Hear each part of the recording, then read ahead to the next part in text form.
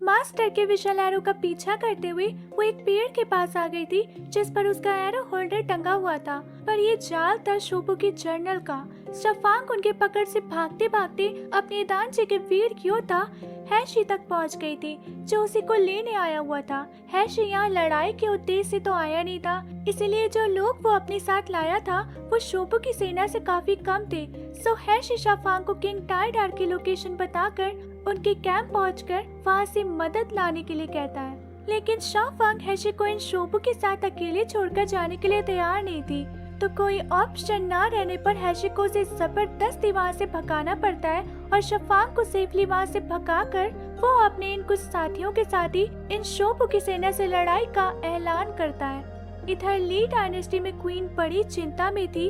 General गाओशन के through prime minister गाओ तक खबर आ चुकी थी कि प्रिंस श्वानडे ने दांची के आदमी को पकड़ लिया है और यह खबर क्वीन को चिंता दे रही थी कि प्रिंस श्वानडे ने क्राउन प्रिंस के हमलावर को पकड़ लिया है। ये अपने आप में बहुत बड़ी अचीवमेंट है और इससे तो वो क्राउन प्रिंस के गति के और करीब आ गया है। प्राइम मिनिस्टर गाओ को अभी भी चंगिन के क्राउन प्रिंस बनने की उम्मीद दिख रही थी। अगर वो शीजू प्रिंसेस शफांग को शादी के लिए मना लेता है तो चांसेस काफी ज्यादा है, क्योंकि देखा जाए तो अभी के लिए किंग की नजर शीजू और ली डायनेस्टी की शांति स्थापित करने वाली शादी पर ज्यादा है। 2 दिन हो गए थे शफांग को वहाँ से चले हुए। बारिश और खराब ठंडी मौसम ने उसका ये सफर और भी मुश्किल कर दिया था एंड इसी कारण से मंजिल से पहले ही उसकी बॉडी जवाब दे जाती है। गुजियान और चंगिन दोनों अलग अलग रास्तों पर शफांग को ढूंढ रहे थे एंड लकीली गुजियान को शफांग मिल गई थी। शफांग बीमार और बेहोश थी और बेहोशी में जिसका वो नाम पुकार रही थी वो गुशाओ था। पहली बार था कि शफांग की जुबान पर अपनी शिफू की जगह किसी और का नाम था। गुजियान अपनी शफांग का पूरा ध्यान रखता है कि शफांग की तबीयत जल्दी से ठीक हो जाए। जैसे एक माँ अपने छोटे बच्चे को सुलाती है, बिल्कुल वैसे ही गुजियान उसे पैट करते हुए सुला रहा था। सुबह होते जब शफांग पूरी तरह से होश में आती है तब सबसे पहले उसकी आंखें गुशाओ को देखती है और उसे देखकर शफांग को बहुत राहत मिली थी। शफांग को हैशी की मदद के लिए सेना की टुकड़ियों की आवश्यकता थी। सो चंगिन सजेस्ट करता है कि उन्हें वेस्टलैंड प्रोटेक्शन मेंशन के जनरल पे से मदद मांगनी चाहिए, जिनका कैंप यहीं पास में ही मिल जाएगा और क्योंकि ये एरिया उनके कंट्रोल में ही आता है तो वो इसमें मदद जरूर करेंगे। शफांग ली डायनेस्टी और दांची के खराब रिलेशन की वजह से ली डायनेस्टी के जनरल पेस से मदद के लिए हिचकिचा रही थी। हालांकि उसके पास समय कम था और उसके ग्रैंडपा के कैंप की दूरी अभी भी बहुत ज्यादा थी, इसीलिए उसे चंगिन का ही सुझाव मानना पड़ता है। गुजियान जो था तो वहीं पर वो अभी शफांग और चंगिन के बीच में आना नहीं चाहता था, क्योंकि चंगिन किंग टाइडार के कैंप तक तभी पहुंच सकता है जब वो शफांग का ट्रस्ट जीत सके और ट्रस्ट वो तभी जीत सकता है जब वो ज्यादा से ज्यादा समय एक साथ बिताए। तो यही समय इन दोनों को देने के लिए वो खुद को अपनी शफांग से दूर कर देता है। गुजियान इन दोनों से पहले ही जनरल पे के कैंप तक पहुंच गया था और जनरल पे को शफांग की मदद के बारे में सब कुछ समझा देता है और ये भी बता देता है कि चंगिन इस समय प्रिंस चंगिन नहीं, चाय का आम व्यापारी गुशाओ है।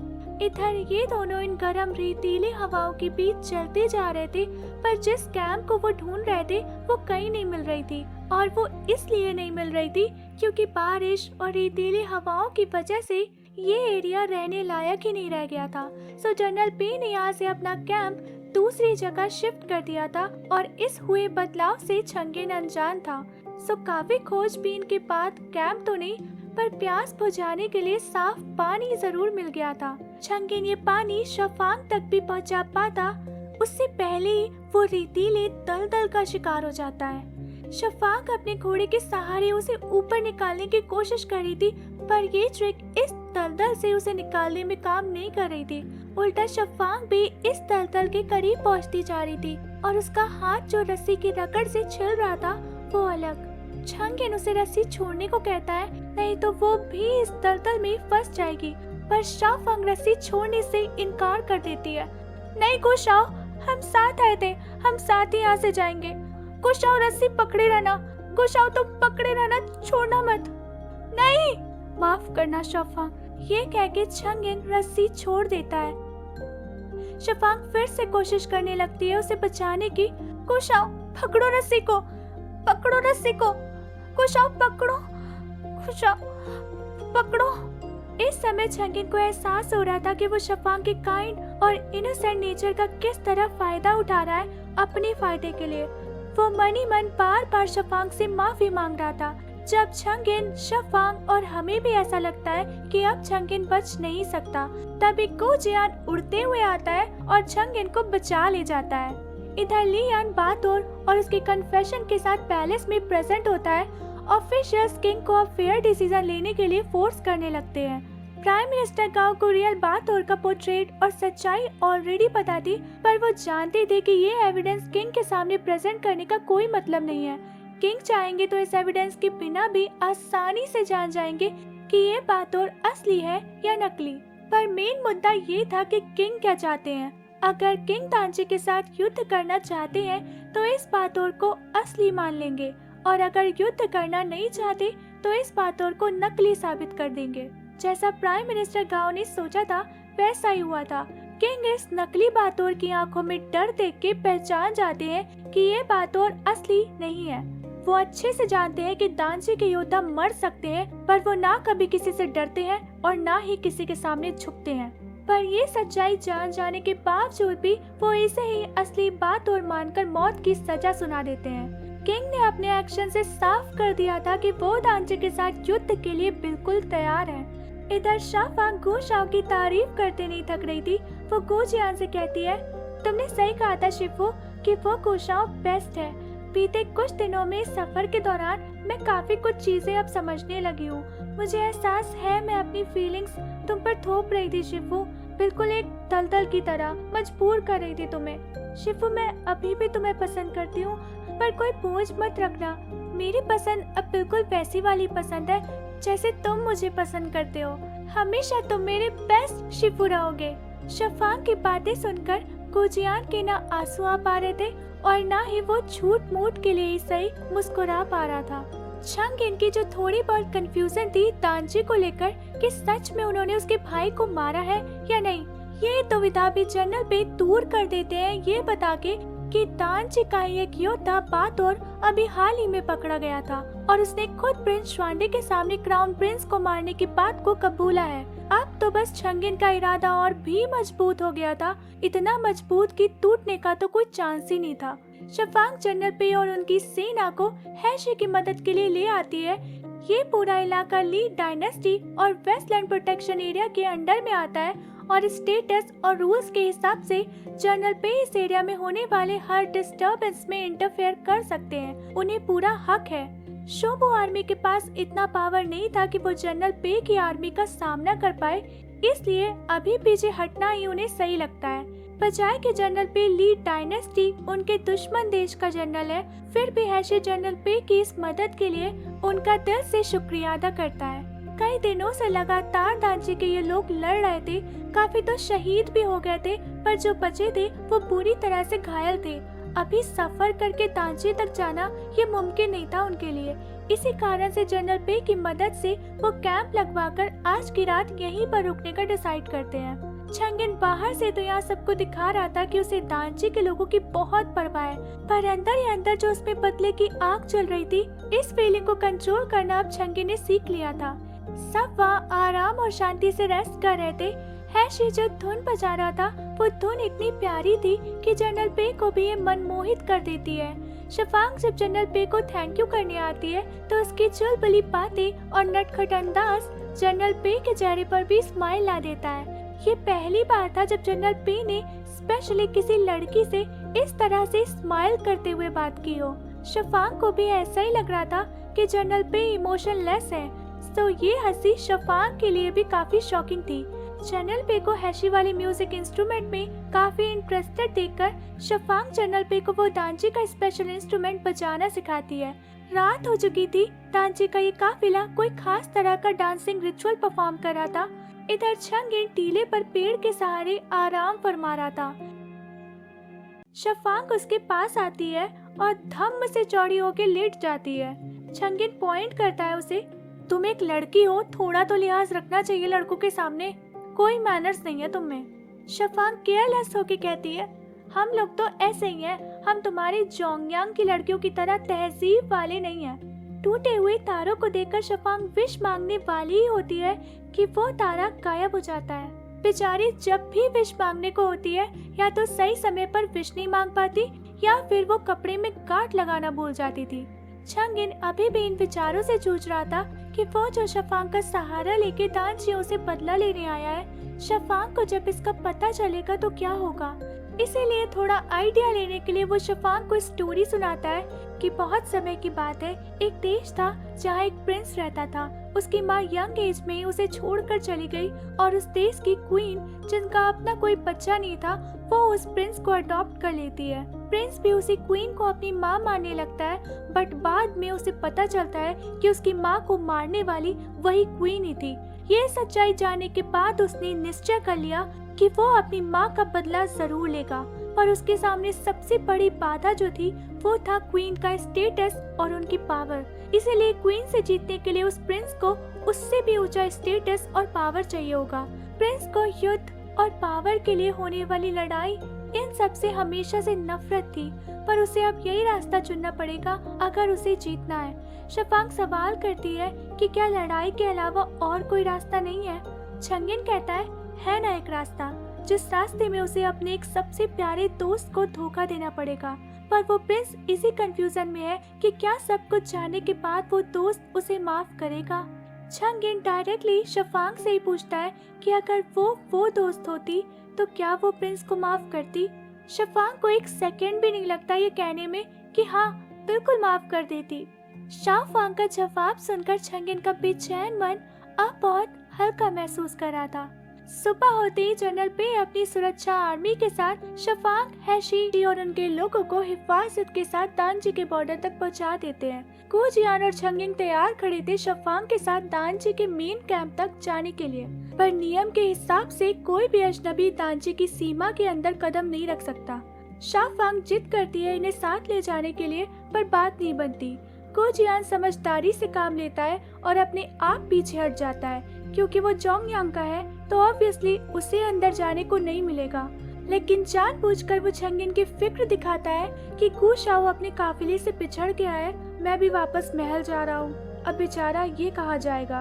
अब इस पर शफांग हैशी से रिक्वेस्ट करने लगती है कि वो गु शाओ को तो साथ चलने दे, ये तो एक आम व्यापारी है, कहाँ जाएगा बेचारा। शफांग के आगे हैशी की नहीं चलती और उसे मानना पड़ता है, लेकिन वो चंगिन की आंखों में काली पट्टी बांध देते हैं जिससे वो कैंप तक के रास्ते को देख न पाए। चंगिन की आंखों पर तो पट्टी बंधी थी, पर उसके अदर सेंसेस और भी तेजी से काम करने लगे थे। घोड़े के हर एक कदम को वो काउंट कर रहा था। सूरज की गर्मी से वो दिशा का अंदाजा लगा पा रहा था। पानी की आवाज और रास्ते में पड़ने वाले खेत, हवाओं की रफ्तार, ऊंचे पहाड़ों से रिसती हुई रेत, हर एक छोटी से छोटी डिटेल का वो एहसास कर पा रहा था। सफर तय करके अब वो सब दानजी के मेन कैंप मतलब दानजी के किंग के कैंप तक पहुंच गए थे। चंगिन की ये बहुत बड़ी जीत थी। उस समय दानजी किंग टाइडार कई सारे योद्धाओं के साथ लड़के अपनी पावर का प्रदर्शन कर रहे थे।